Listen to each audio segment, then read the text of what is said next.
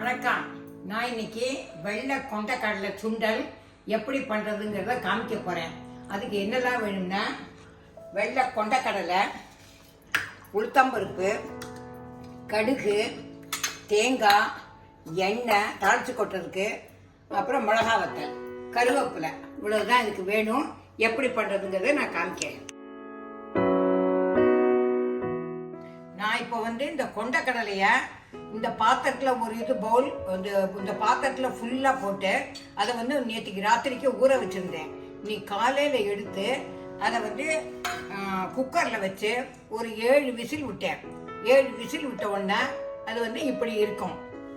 நல்லா கையில் தொட்டா வச்சுக்கோங்க, நல்லா பஞ்சா அப்படி பாருங்க, அமுக்கினா நல்லா அமுகும். இதோ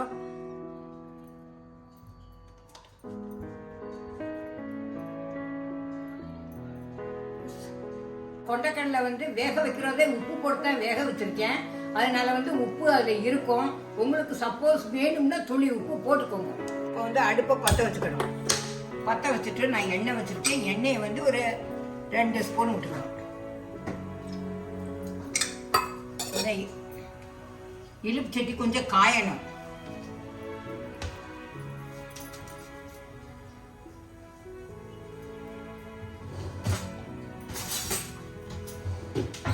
காஞ்சதுக்கு அப்புறம் அதில் 1 ஸ்பூன் கடுகு,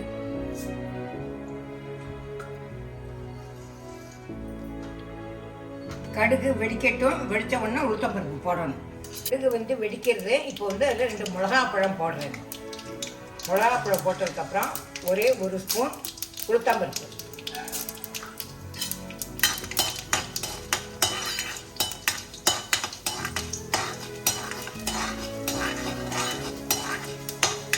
பருப்பு கொஞ்சம் செவந்து போயிட்டோம். இப்போ அதில் நான் கொண்டைக்கடலை வேக வச்சு வச்சுக்கிறதுல அதை போடணும்.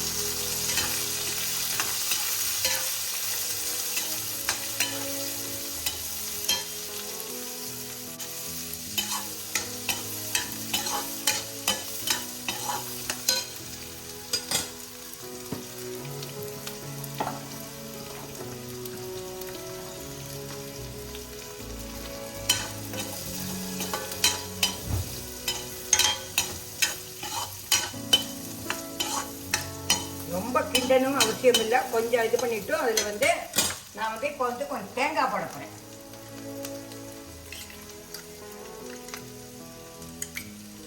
ஒரு 3 ஸ்பூன் தேங்காய் போட்டுட்டேன்.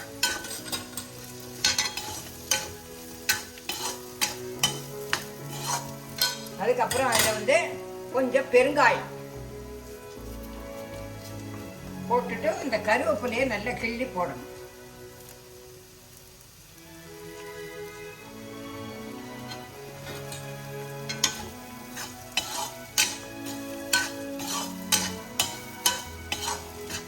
வெள்ளை கொண்டைக்கடலை சுண்டல் ரெடி.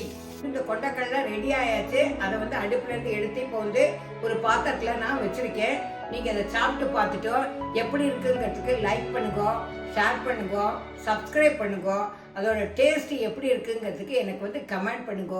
Okay, bye bye.